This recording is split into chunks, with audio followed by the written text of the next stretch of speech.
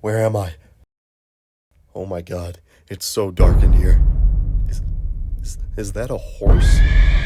Dark horse? Dark horse?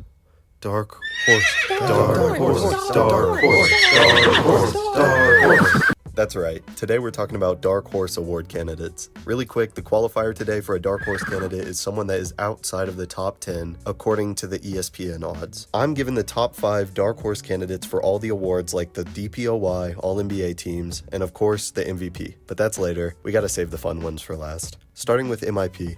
At number 5, I have Victor Wembanyama. Now, I know he's already an all-star, and it's kind of hard to level up from that, especially because he was going to win the DPOY if he didn't get injured. But Vic still has plenty of room to grow offensively and defensively, as crazy as that might sound. He's not even top 10 on the ESPN list, so I do feel a little crazy putting him here, but I'm not going to fold. I think Tibetan Monk Wemby is going to take an MIP level leap. I'm manifesting that this is the year we finally get a healthy Jalen Johnson, and this year is the year we get to see him take that leap to be a 20-point-per-game player. With Trey hopefully feeding him the rock a lot, I think Jalen's going to be able to take a massive offensive leap. He's a great defensive player already. I think out of all the dark horse candidates for MIP, Jalen Johnson has a real chance. A player with a higher chance in my opinion though is Scoot Henderson. He took a small dip last year, but with Dame showing him the ropes, all that natural talent will have a direction, and he could definitely become an MIP candidate this season. I'm still a Kuminga believer, and I think this year is the year he takes the leap. He has all the talent in the world right now, and he has shown shooting and finishing talent before. Now that he's got his bag, I think he's going to be able to focus more on basketball. I promise this isn't cope. I swear it's not. Peyton won 6th Man of the Year last year, but this year without Drew Holiday, he's going to be starting. Pritchard is a really good three-point shooter who's comfortable with the ball in his hands, and I think out of everyone outside of the top 10, he's the most likely to win it by far. This one was going to be the Rookie of the Year award, but I don't know anything about the rookies until they're actually in the league. I don't watch a lot of college hoops, so I'm going to go ahead and give my compensation finals team list instead. My first dark horse candidate for a finals run is the San Antonio Spurs. A starting lineup of De'Aaron Fox, Stephon Castle, Keldon Johnson, Harrison Barnes, and Wembanyama is going to be crazy. If this team were in the East, it would be a lock for the playoffs. The only reason I put them 5th on the dark horse list is because they're in the West, but if this team can bond like great young teams do, they could have a shocking run and make the finals, maybe. But playoffs are the first priority. They need to get there, and then it's any given night. Moving on, I have the Golden State Warriors. The Warriors are old as dirt, but now that they actually have a full roster, I can envision what this team will look like, and I see it. The shooting from this team is going to be insane. 4 players in the starting lineup have had a 40% shooting season in the last 3 seasons, and Draymond is the only one that missed that list, and he had a 39.5 season from 3. So the hot streaks on this team are going to be hot. They're going to be shooting the lights out, and sometimes that's all you need in the playoffs. This team is debatably the second best dark horse team, but I have them 3rd because I think it may be hard for the Mavs to remesh when Kyrie is going to be out for half the season. I think their team is extremely deep, and adding Kyrie will help a lot, but they're going to need to be a well-oiled machine to compete in the West. And that's not likely in my mind with Kyrie missing half the season. I think they're a lock for a top 6 seed, and they're going to make the playoffs guaranteed, but we're going to have to wait and see if they're actually contenders. I keep telling y'all not to underrate this team. Embiid, Paul George, and Jared McCain were all injured last year, and granted McCain got injured again, but he'll likely be back in early November, and if he's at the level he was last season, he's still going to be great. Paul George and Embiid are both going to be fully healthy this season, so if they're barely what they were just 2 seasons ago before the big injuries, the 76ers are going to shock the world. Any team with Giannis and a competent defender has been an automatic contender in the past, so I was surprised to see that the Bucks were at 16th in the ESPN odds. The only thing that may hold them back is if Cole Anthony or Kevin Porter Jr. are somehow unable to hold down the point guard role, but I believe in them to be a good point guard for this team. I think Giannis is still going to be a top 3 player in the NBA. The real question is whether or not Doc Rivers is going to be able to magically become a good coach. The Coach of the Year race is kind of boring, and it's not really given out right in my opinion, so I'm going to get this one done really quick. At 5th, Coach Spo is an undeniably good coach, and he's probably the best coach to ever not win the Coach of the Year award. Maybe if this Heat team wins a lot of games, he would win it, but I think the team is too experienced for him to have a real chance. This award is kind of given out to young coaches that are dealing with upcoming teams. Next up, Charles Lee. No, not him, this guy. Unlike the Heat, the Hornets are that young team that I was saying, and they have no playoff experience. So if they're able to win a ton of games somehow, it would be a great sign for Charles Lee's coaching future. But like I said, that involves the Hornets winning a ton of games. That's why he's so far down on the list. Joe is another undeniably good coach, and this year he's working with a way worse team. I understand him being out of the top 10, but if the Celtics finish a top 2 seed without Tatum, without Drew Holiday, and without Porzingis now, he would be a real contender.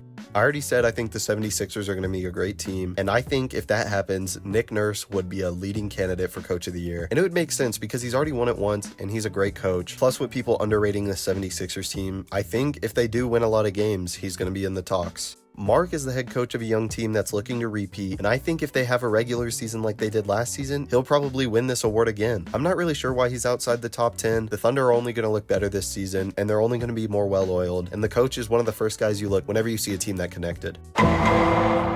Next up, the All-NBA candidates. Now, since ESPN doesn't have All-NBA predictions, I'm just going to predict 5 first-time All-NBA players that could get it this season. Zubac might be the best player on the Clippers if Adam Silver does anything about Kawhi. I think Harden's going to have a bit of a shitter year, and Zubac is just now entering his peak years, so I think he could put himself in these All-NBA conversations pretty convincingly this season. Jaren is a vastly underrated player right now. People don't realize he's averaged 22 points per game the past 2 years on Jaren Jackson Jr. level defense. He's so underrated offensively, and I think if the Grizzlies use him right this season, he could be an All-NBA level player. The first-time All-Star last season, Alperen Şengün. Alperen is now a good board man, and he's a good bucket getter as well. Şengün has leveled up his rebounding in the past couple years, and he's only getting better and better on offense. With KD, if he's still the best player on this Rockets team, he has a pretty good shot at an All-NBA nod this season. Paolo is out for revenge, and he's going to be killing defenders night in and night out. I've given this guy so much love before, and I think he deserves it because he's just so physically dominant, and his team is going to get better and better and prop him up in a way where he could be a great player. This is an easy pick. It's almost a lock that this guy's going to be in crazy talks this year. There's really not much to say. He's going to win DPOY, and he's going to be an MVP candidate. Wembanyama might be the future GOAT. Now, like I just said, I think Wembanyama is going to absolutely dominate these award talks, but I still have to talk about it. It's the DPOY. In 5th is Zubac. The Clippers are almost definitely going to be a terrible defensive team. With all those old players who already aren't defensive-minded, I think if Zubac leads them to be a top 5 defensive team, he just deserves the award. Luguentz Dort has been one of the most feared guard defenders for a few years now, with players like Dame and Luka giving him the nod as one of the best defenders in the league. Lou was 4th in DPOY voting last year as the anchor for the Thunder while Chet Holmgren was out. The Thunder are probably going to be the best defensive team in the NBA again, with 5 preseason DPOY betting candidates. So as long as Dort can show himself as the real best defender on the team over Chet, he has a real chance to win the award. Alongside the Greek freak, Miles Turner could really shine. Miles Turner is a great paint protector, like he's better than Giannis statistically. Normally the best paint protector on the best defensive team is a big DPOY candidate, and the Bucks should be really good defensively. He falls a little bit because his perimeter defense isn't really anything special, and the Bucks are going to be competing with the Thunder to be the best defensive team in the league. But if they can top the Thunder, Miles Turner might have a pretty good chance. The DPOY a few years ago and all defensive team last year, Jaren has to be a top 10 defender. I don't see why ESPN put him out of the top 10, but here we are. Jaren is one of the best inside the arc defenders in the league. I think just because we're seeing gigantic freaks like Wemby and Chet, people are assuming a smaller guy like Jaren can't defend anymore, but just because he looks smaller next to Chet and Wemby doesn't mean he's not 6'10". How are we assuming he's too small when he's 6'10"? Somehow Bam Adebayo isn't in the top 10 according to ESPN either, even though in the past he's basically been a lock for an all-defensive team nod. I guess maybe it's because his slump last year, they think he's dropped out of the top 10, but I'm not buying a one-season slump. I think he's going to come back this season and he's going to be the Bam Adebayo that we all know, the all-defensive team and DPOY candidate. We're finally at the big one, the dark horse MVP candidates. Zion! Skinny Zion is going to tear the league to shreds, and I for one am seated. The reason he's so low even on the dark horse list is because the Pelicans are going to have a really tough time winning games. The MVP award has kind of gotten back to valuing wins more in the past few years, and the Pelicans aren't really at that level of winning yet. I think he has the potential to get some votes in the same way Cade Cunningham did last year, where the team isn't really good, but he's clearly the only reason they're even in the playoffs. And I do think he could lead the Pelicans to the playoffs, but I don't know how far into the race he's going to get. If he's anything below the top 3 seeds, he's probably out of the race. The Cavs are a great team, and this season, I think one guy is going to take a massive leap. I've talked about him over and over and over again. I think that guy is Evan Mobley. Mobley is already one of the best defenders in the league, but I think he has the tools to become one of the best players, period. Last year, he took a 3-point shooting leap, taking twice the threes while still shooting 37%, and I predict he's only gotten better from beyond the arc this offseason. So why wouldn't he have a chance to become an MVP candidate? I'm big on Evan Mobley. Let me know if you are too.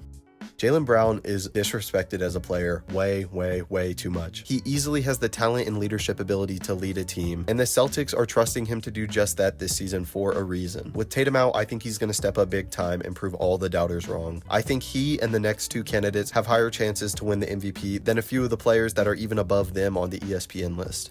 The title and thumbnail. Ja is a good player. He's so underrated when it comes to how important he is to the Grizzlies' offense. And the Grizzlies are just an underrated team in general. This season, the Grizzlies overall are going to take a leap and people are going to start putting their eyes on Ja Morant. And Ja this season is going to have a full, healthy season, and his importance to the Grizzlies is going to be obvious. I'm expecting a great season out of him, and with his highlight reel, people are still going to talk about him like always.